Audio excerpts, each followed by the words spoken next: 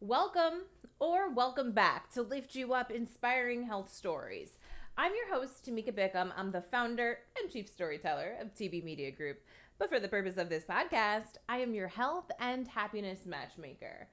Now, before I introduce you to today's guest, you know what I'm going to ask you to do. Hit subscribe on YouTube and turn on those notifications and connect with me on LinkedIn. I'd love to stay connected with you. Today, you're going to meet an old friend of mine, a fellow Kane, as you know if you watch this show often. I love to have on this show, Kemy Joseph. He has a really interesting story, and we're focusing all up around happiness and kindness and how he's made it the focus of his business. And interestingly enough, it all started because in grade school, he had anger management issues. Our physical, mental, and emotional health is not just a want, it is a need for happy lives and prosperous businesses. Lift You Up is the podcast where we share inspiring health stories from business owners who are fulfilling their purpose to live their healthiest lives and helping you do the same. From former TV reporter to marketing entrepreneur and content creator, I care about sharing stories that matter and stories that connect us. I'm your host, Tamika Bickham, your health and wellness matchmaker. Today, I am so excited to see for the first time in I don't know how many years, Kemy Joseph, who is a Kane. And if you watch this show, you know that I'm a Kane. And I show love to all my Kanes regularly on this show because, you know, we're the best. But we invented swagger, whatever you want to call it. And honestly, we're just doing like kick-ass things in the world. So that's why I'm so excited to reconnect with you and learn about what you're up to. He is the CEO and co-founder of Fears Advantage. We're going to learn more about that. But I guess, you know, it's been really since college, which I don't want to say how many years that is at this point. But take me through the journey of you, because I know you in college, like having this very entrepreneurial spirit and mindset. So kind of catch me up. What's happened since great. then? And wow. So let's start there, and I will compress time, maybe without giving years, so people can't track this. But we will say that, in college, I started my first organization called You Are Awesome, and that's what how we met. You're a part of that, and just the what we did on campus, and the goal for me was to take that off campus, and really the focus of that was to help people to embrace what makes them awesome in the world, and to make kindness more palpable and powerful than the negativity we were experiencing. And so shortly after we graduated, I went about doing this genuine kindness tour, which eventually led me to be on a scooter.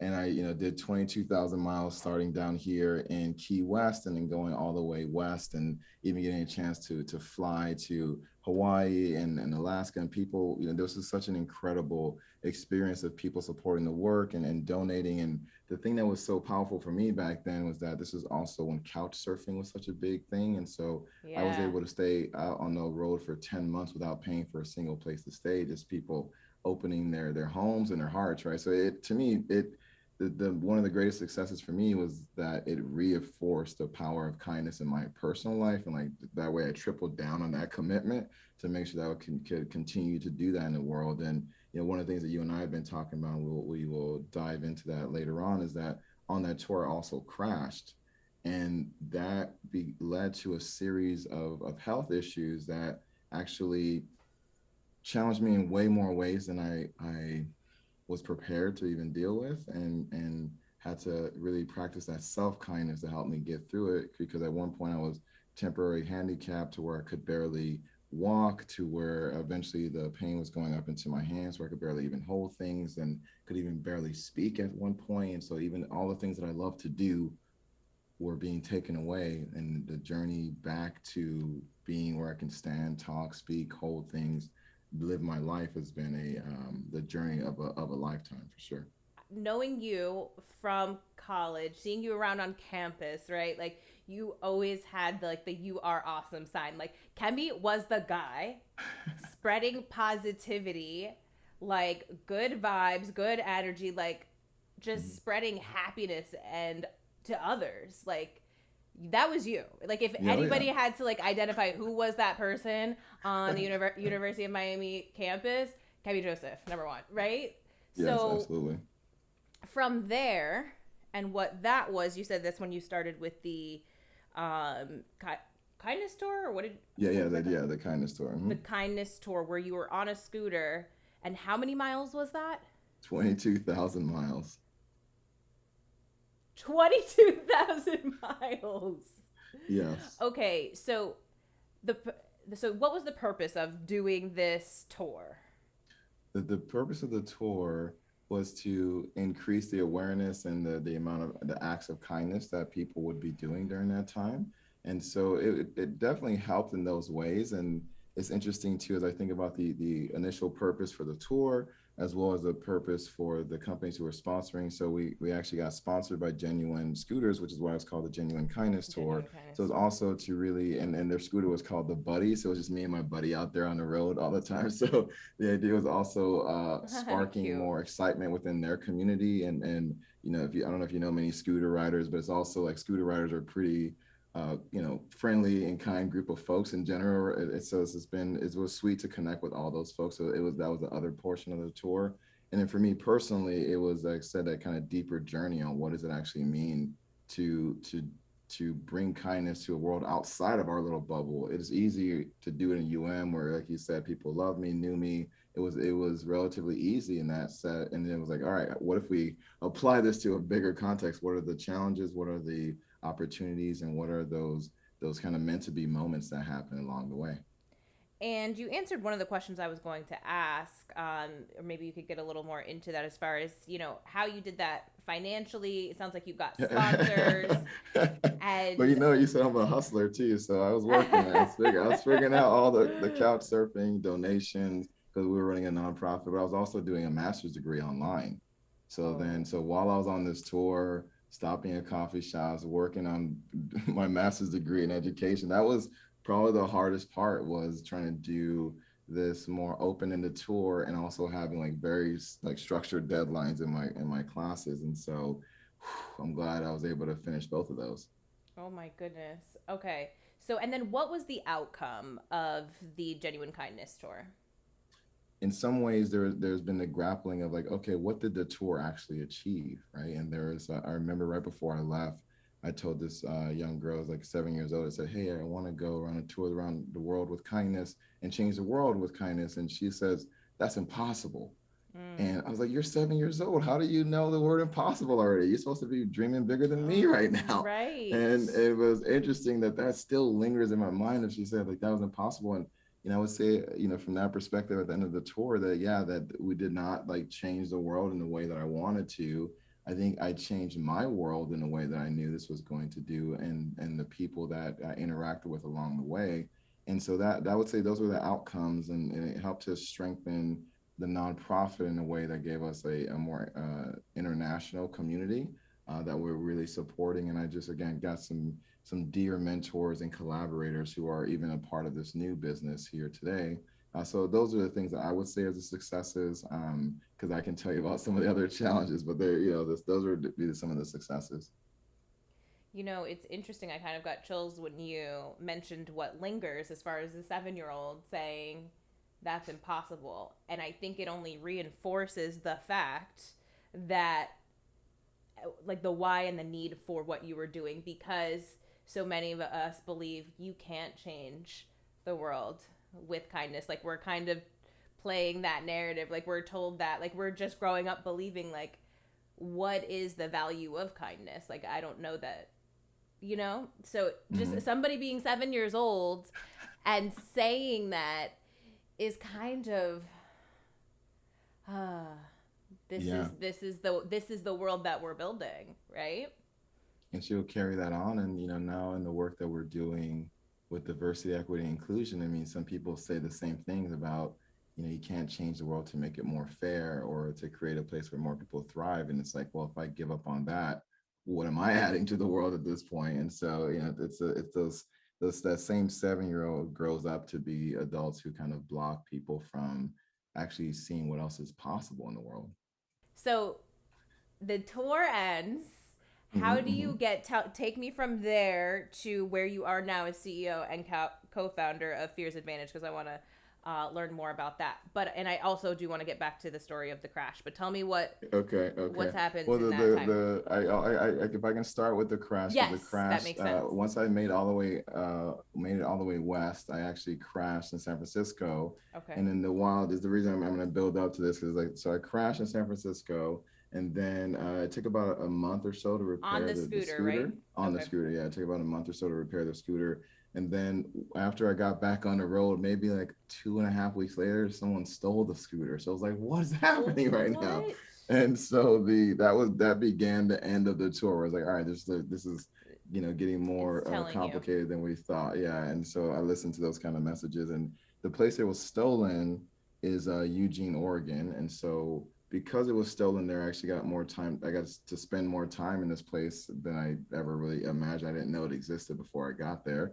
And what's interesting, it was such a positive and a supportive place when I even during the middle of it, my scooter being stolen there, that I decided to move there for 5 years. And so while I was there, what's interesting is the injuries from the crash actually caught up with me, and it was And what were the interesting. injuries? So I flipped over the scooter. So basically, my neck, my lower back, and then my Oh my ankle. So gosh. yeah, basically, and you saw me before. I was always on my feet, always doing. And so this after the accident, I actually walked away from it. And I think this is a tailing tale for people. Like sometimes we walk away from our accidents or these traumas and we don't really understand the impact that it has on us. And so I walked away. I was like, great, I'm literally back on the scooter as soon as I could be. And then it wasn't until the tour was over and I stopped traveling, and I was just in a place where I felt that things were things were safe, that boom, all of the types of trauma started to show up. And it was a for me as somebody who's a doer and a mover and a shaker, it was like such a thing where like the idea of the glass being so so empty that I couldn't essentially do the things that I was doing to kind of prove that I was valuable, or prove that like, hey, people should love me because I can do for them. So it became a time where I had to really go into isolation. Like I said, being temporary handicapped, I wasn't able to do nearly as many of the things that I could do. And so really What had were to some of the go. things that you lost the ability to do? Oh, like for example, doing all the free hugs. I think on the tour and before that, I mean, I probably have some kind of Guinness record of like of the amount of hugs and the amount of hours I put into those pieces.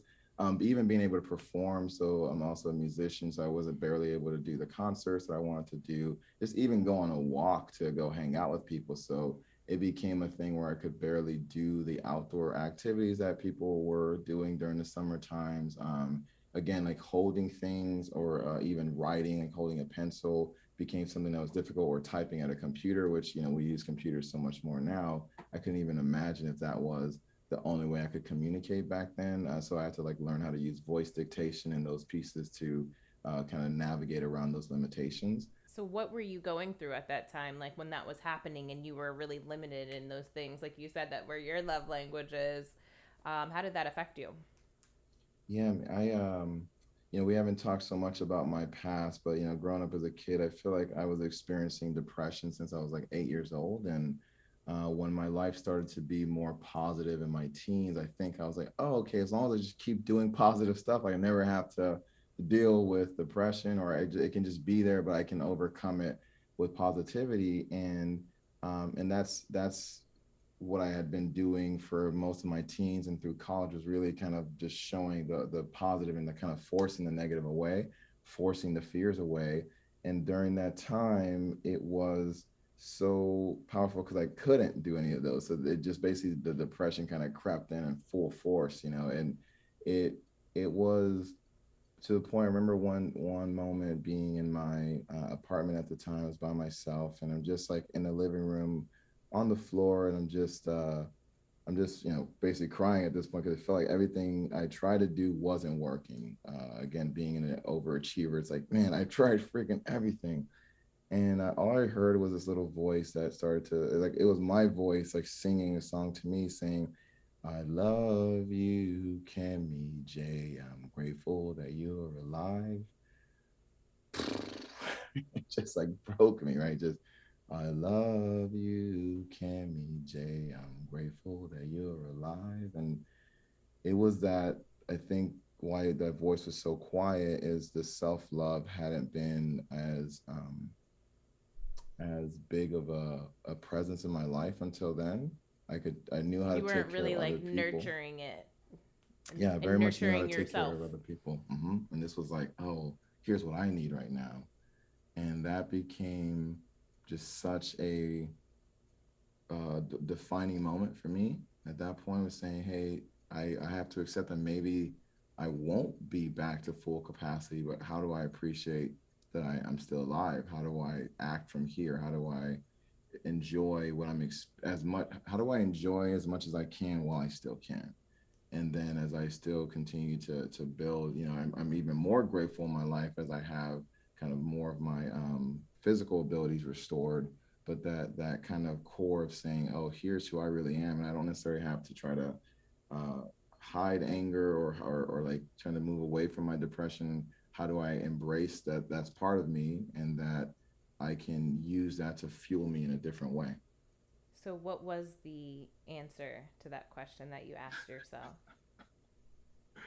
Whew, that answer is really what has helped create the fears advantage. To be honest, is that I realized, I said my life before as a teenager was not so positive. I remember going to like anger management classes because of the things that, like, the ways I was behaving. I mean, to the point I was expelled out of fourth grade for like throwing chairs in classes. I know you're hearing a lot of things for the first What? time.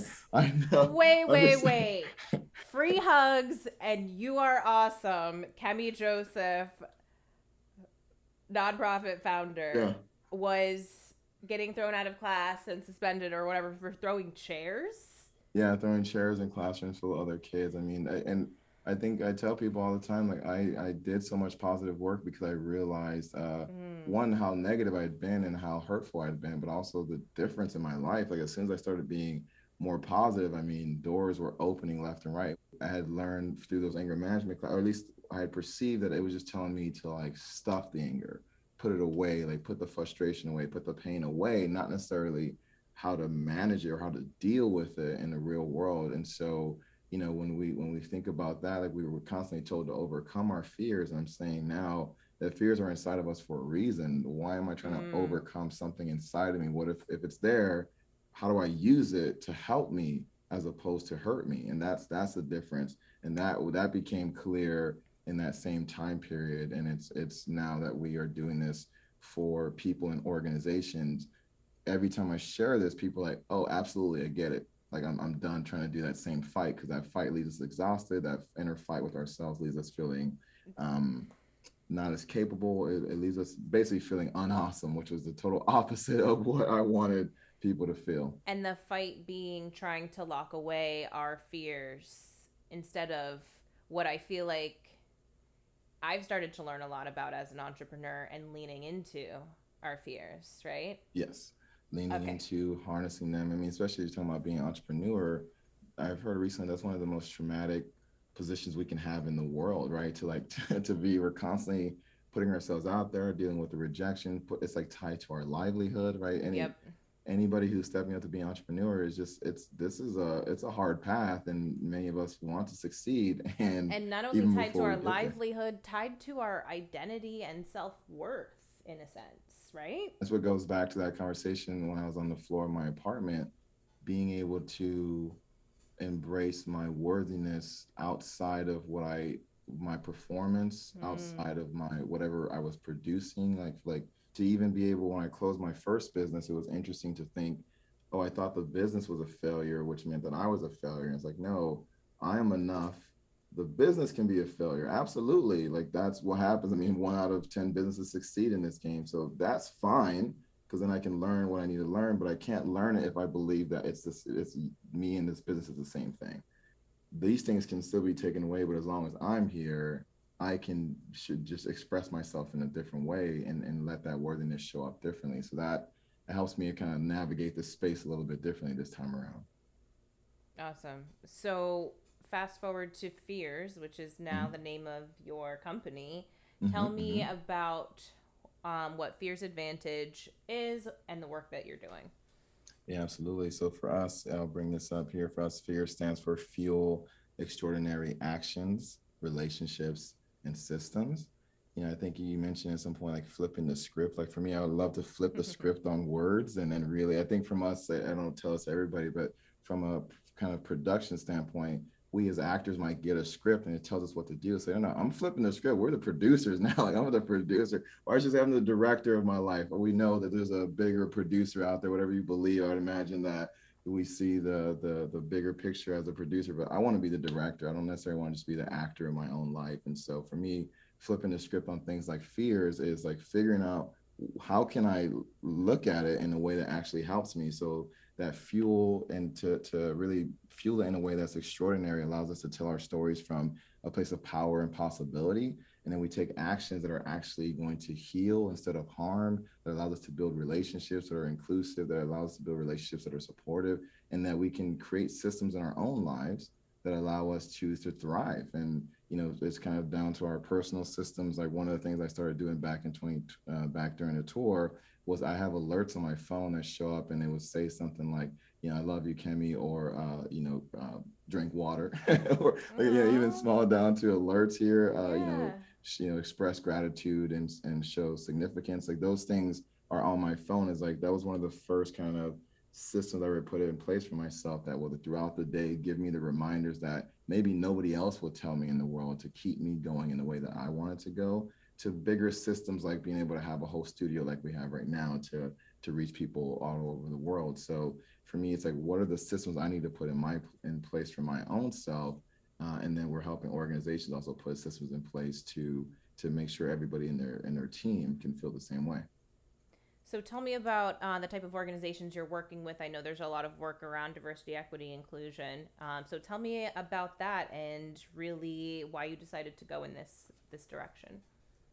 Yeah, and it's funny because you were asking me about to close the gap. Like while I was in Eugene, I also got a chance to work with Nobel Peace Prize winners through a group called Peace Jam, and that was the first time I saw people on this epic world scale, right? That they're changing the world and they're making such a difference. And it was the program. The whole focus was that they're regular people just stepping up as leaders every single day.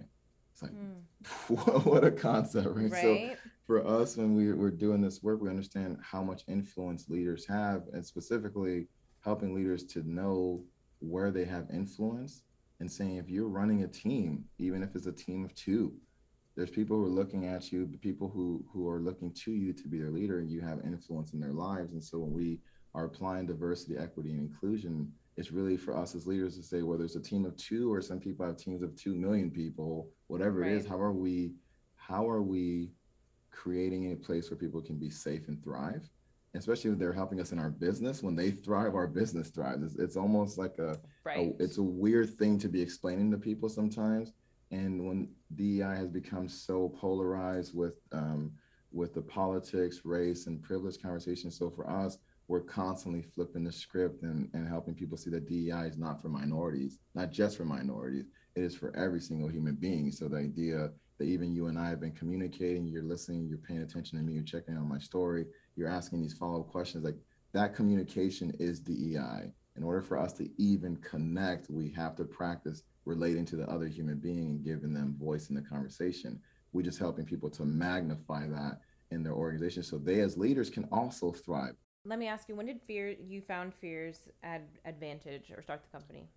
I founded it last year actually, so after COVID. It's been on my mind for so long, and I've been doing the work in different ways, and then COVID like shut me down back to another limitation, right? That I was traveling like 150 days the year before, like by plane. Now I was getting upgraded. I had all this awesome stuff, and then it was like boom, like shut it down. And I've learned that limitations are invitations.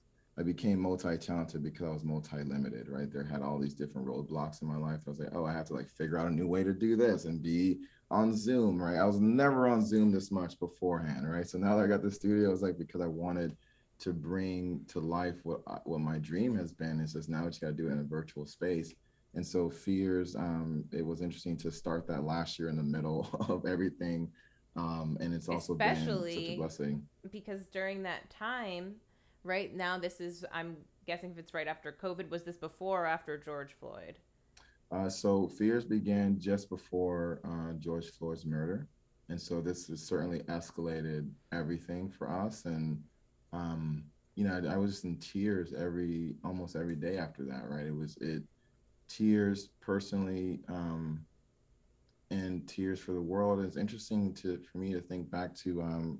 I'll tell them the time that the tour was happening, just because. So this is 2012 when the tour happened, and in that same year, Trayvon Martin was killed. And I had just left Florida during that time, right? Like I just got out of North Florida around that time that he was being murdered. And it was interesting to me that George Floyd's murder reminded me how much I had personally been disengaged even as a black man in this conversation. That I had been taught okay, if you just do good, you stay out of trouble. Right. And Keep again, your the head kid was in down. lots of trouble. Keep your head down. Again, I'm in people's homes. People are trusting me. People on the tour. It was all different cultures who were supporting me in the tour. So I thought America. I literally a lot of people thought America was moving forward, and it just crushed me to think wow, what if I never made it back home on that tour? I was all over the place, and I could have easily been taken out by some officer or by just a random person who believes in the old world order. And I just realized I hadn't done enough either.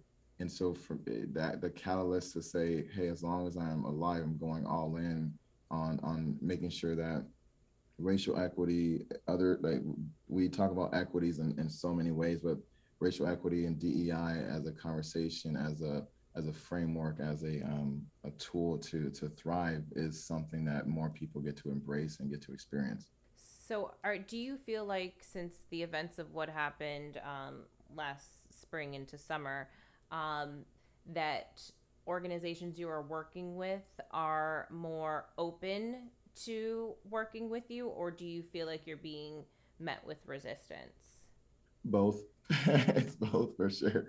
And this is, I think, why when people see the name fears, they're like, wait, what's happening right now? We can actually be afraid and also be positive and be productive. It's yeah, all those things are probably that's already happening now. Right now, people are afraid, but they're just choosing to avoid or act out. We've been asking our clients, what problem do you solve by avoiding it? I haven't found one that I can solve by avoiding it. So let's stop avoiding it. Let's figure out how we are actually how we can approach it in a way that is actionable and affordable, as well as enjoyable. So that's when we bring it to them like that, we're seeing less resistance. We're seeing also that, as you can get a sense from me, people talk about the free hugs. It's I've been doing DEI since back then, because even knowing not everybody wanted a hug, right? We were giving high fives and fist bumps and even a smile and wave if you didn't want any contact. So for me back then, it was all about giving people what they needed in a way that made the most sense for them. And so when we're bringing this conversation about DEI, it's important that we're helping leaders find out what is it, how do they need support in this conversation. So that 7-year-old girl, now I got some answers for you, right? It is possible, Right, and not right. just it's about how we do it differently. Awesome. So, if someone, what qualifies like an organization as being maybe like the right fit, right type of client and working with Fears Advantage? So there's first and foremost a willingness for people to embrace where they are leaders, regardless of their title. So when we usually would get brought in from the mid or high level folks to bring us in. So generally it's having champions who not only know how important DEI is, but also knows that it's that they need to do it in a unique way that's going to bring people together. So those are some of the kind of more emotional qualities. Again, we're coaching teams and supporting teams as little as three, two or three, up to I think our biggest client has several hundred employees. So those things are less important to us. It's more of the are they actually willing to do the work? And Mm. for anybody who's listening, the work can get overwhelming. Are you also willing to celebrate progress? That's something that we do that other people are not doing. It's for me, again, talking about my journey of healing, I celebrate every day that I can do the things that I'm doing now.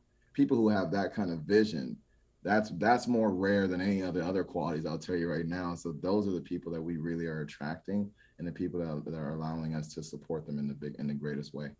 I'm so glad that we had this conversation today because I did just some kind of kind of searching inner work on myself and my business a little over a year ago, and what are my core values, and I came up with health and happiness, right? So which is really why I started this podcast. And so I talk to health and wellness entrepreneurs, and what I like to say are, hey, happiness entrepreneurs, purpose driven entrepreneurs, because that is important to me. And I think those are the things that are required for all of us to have prosperous businesses, for all of us to have happy lives, for all of us to live in the way that we need our health.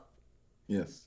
And I think we need our happiness too, right? Absolutely. So that to me has also been so much of who you are, or at least what I see radiating off of you since I've known you in college. Do you have a tip or just any thoughts on how you stay so positive and happy and keep that as part of who you are, despite so many ups and downs through your businesses and being faced with challenges? How do you do that? That's a huge question. As you said, just one tip. You just want, give us a few. I did share earlier, like I was being very serious with people that I have the alerts on my phone that will show up, and it is that was one of the first things I did was to set like calendar alerts on my phone with the messages that I wanted to hear, even if no one gave me a kind of message of affirmation that day. Because again, like especially during the time, I was like by myself so much more than I had ever wanted to be. So for sure, I'll start with what are those words that you want to hear, and making sure you give yourself them. And whether it's, if you ever see my place, I have affirmations all over right in front of me. Here's my vision board, so even while I'm doing my work, I can see something bigger than myself. And so I would say that, like, really affirm yourself on a regular basis and define what happiness means and looks like for you. And that way you can use your affirmations and your visualizations or whatever it is, your support system, to have more of that in your life. I love that. Thank you so much. Tell everyone how they can connect with you, learn more about you and Fierce Advantage. Oh yeah, we also talked about a free resource. We just rolled out a free DEI leadership assessment. So this is, some people are so focused on what the organizations have to do. It's like, no, we as leaders also have our own responsibility and our own ability to make an impact, like today, like right now. So this free assessment will allow you to see how you measure up and what you can do, like literally right after the assessment, to start making a positive impact. And that is at fearsadvantage.com/lead. So if you want to lead, go right there, fearsadvantage.com/lead. That's also where people can find out more about me and the work that we're doing. And if you ever need that kind of positive boost, come to that page. I'll tell you, in general, you'll find a video that will help to give you some of that hope and really give you that kind of peace of mind that people are doing the work. It's just looks different. Any social media channels you want to share where people can connect? Social media. So Instagram at Kemy Speaks. And then LinkedIn, you just look up my name, right? Kemy Joseph. And so I'm grateful to be one of few Kemys in the world. So, back in the day, it felt like, it should be pretty easy to find. And please reach out and connect. I think in the world that we are seeking connection, we want to be a vehicle for that. So please reach out and connect, and we'd love to chat some more. I love that. And I'll make sure to link to all of that, your social media, as well as the free resource below in the show notes, so people can easily find it and stay connected with you. Kemy. Sounds like you're a pro. At this. Kemy, truly a pleasure catching up with you. I really appreciate your time today. It was so much fun for me to catch up with Kemy after not talking to him for several years, or staying as connected as we were years ago. So I hope you enjoyed his story, and really just keeping positivity, happiness at the focus and center of who you are, because we all need that to keep going and pushing forward in our lives every day. And despite becoming partially disabled and even going through anger management as a kid, it's really fueled him to be even more positive in his adult life. So make sure you find more about Kemy below in the show notes. Connect with him. Go ahead and check out that free resource he's offering. And hey, stay connected with me. I love to stay connected with you. I'm on all the places, but specifically hit subscribe, turn on notifications right here on YouTube if you're watching this, and stay connected on LinkedIn, but on all the places, you know, Twitter, Instagram, Facebook, you can certainly find me. So until next week, because I know I'll see you back here, stay happy, stay healthy.